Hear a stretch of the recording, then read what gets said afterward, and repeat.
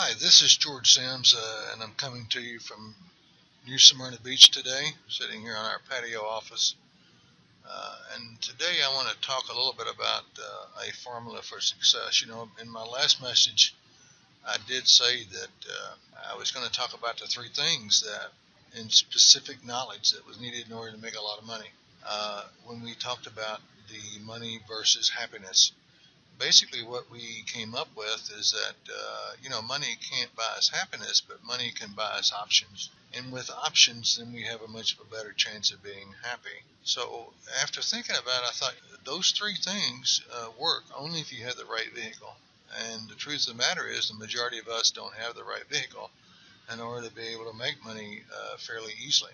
So what I'm going to do today is go back and kind of rewind and start at the beginning and go all the way back and talk about a formula for success. Now I want to tell you this is not the only formula for success, but it's worked for me and it worked for a lot of other people and over a lot of years. When I first started out, I was born pretty darn poor and had to really learn what to do and how to be successful. It doesn't make any difference how much desire you have. If you don't know where to start, it's kind of hard to get where you want to go. So I just want to start from the beginning here and go back and talk about a formula for success. My over the years, I've kind of tried to narrow this down and say that our success is a function of both our individual development and the vehicle that we choose. And I further break down the individual into five different categories: mental, emotional, financial, spiritual, and physical.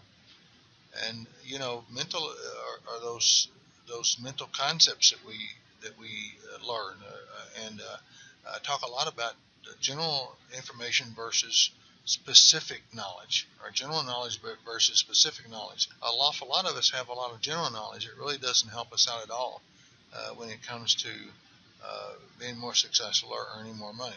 So, secondly, when we were talking about emotional aspects of our being, we're talking about how we feel, how we think, and etc. A lot of us haven't prepared ourselves properly for that. And then we talk about the financial aspects. There's people out there. I spent a lot of years in the financial services industry. There's a lot of experts out there that can tell you how to manage your money once you make it, but it's not a lot of people can tell you how to actually earn a lot of money. And that's what we want to talk about here. The other fact is that the physical aspect of our being.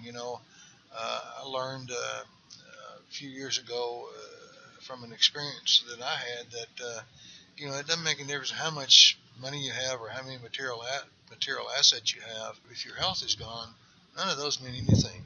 And it comes right down to where your family and your friends are really the only things important to you. But then again, once you survive those situations and then you are able to plan for the future again, that doesn't mean that we ever stop wanting to accumulate money or to have options again. Remember, the money buys options, and the options are what we.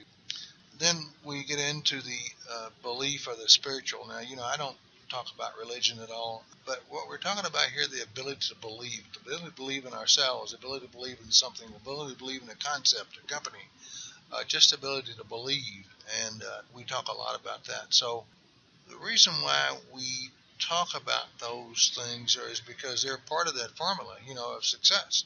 So if we say that our success is a function of both our individual development and the vehicle that we choose, then we are very concerned about both of them. Now let's talk about the vehicle for a minute, because then I'm going to come back to the individual. The fact of the matter is that I've interviewed a lot of people over the years, and most people don't have the proper vehicle, or they don't know how to select the proper vehicle for them. There's three criteria when you melt it all down, and spend a lot of time on this, that there's three criteria that a person wants to really consider. Number one is suitability, number two is viability, and number three is dependability. And if we go back to suitability, then what we want to look at is that, is this business or is this vehicle suitable to us? Can we do it? Is it something? Does it require talents that we have, or do we have limitations, would any of our limitations be critical in this? So is it suitable? They always say that if you could actually take your hobby and be able to make money from it, that would be the perfect occupation. Unfortunately, for most people, a lot of people have tried that and it really doesn't work that well. But we want to find something that we enjoy doing because we don't want to have to go to work every day. We want to go to play every day. And there's a big difference between those two. The second thing that we talk about in the selection process of our vehicle is viability. Now, for me, there's just three basic elements that requirements that the vehicle must possess. Number one, it must be able to generate residual income. If it doesn't generate residual income, I just don't do it. I learned a long time ago that residual income is probably the most secure form of income that you can have. It's much more secure than having a job because you can't get fired. Number two, we must be able to multiply ourselves. And what I mean by that is that if we are able to teach someone else how to do what we do, then we have multiplied ours. We've duplicated ourselves. If we're able to teach two other people how to do that, we've duplicated ourselves 3 times. But you see, there's still limitations there. So then if we're able to teach those people how to teach others to do what we both know how to do now we've multiplied ourselves, and there's no end to that transaction, and that can go on forever. And not only does that allow us to generate a large amount of residual income, but we can actually leave legacies with that process. So those are the 3 things that we're very concerned about when we're talking about viability. Now let's go to dependability. With dependability, the fact of the matter is that most people don't really consider that. We have sometimes a fuzzy idea that things are going to be okay. So dependability, we're looking at a couple of things. In order to talk about that, though, I probably need to go back to viability just a moment, because you see, when I said there basically that we must be able to have residual income, and we must be able to duplicate ourselves, and we must be able to multiply ourselves. Well, actually, there's only one arena that you can do that in very easily, or the most easy, which would be network marketing or some form of affiliate marketing. Because you see, there's only 3 ways to actually make a lot of money. One is that you can leverage capital, which is investing, and you can have a lot of time and a lot of money. Then a good return on your investment, then you can accumulate a lot of money. Number 2 is leveraging capital and people, and that's called traditional business. There you have to have money to invest, and you leverage people through employees. Then number 3 is some form of affiliate marketing or network marketing where you're able to leverage people. When I say leverage people, I don't mean that you use people, because in network marketing or affiliate marketing, basically, you do not make money unless they make money. So you're not making your money at their expense. Actually, the more money you help them make, the more money you make. So when that's said, then, is if we come down to dependability, and then basically we're having to say then that the vehicle that we are choosing is a network marketing company or an affiliate marketing type company. Now, how do we go about picking the proper company or the proper opportunity for dependability in the long run? Well, number 1 is we don't jump on something for the ground where we're getting in on the ground floor. The statistical facts are that 85% of those companies, those new companies, are not going to be there 10 years from now, 20 years from now to pay us, our mailbox money. So we have to make a decision very quickly on whether or not we want to be 20% right or whether we want to be 80% right.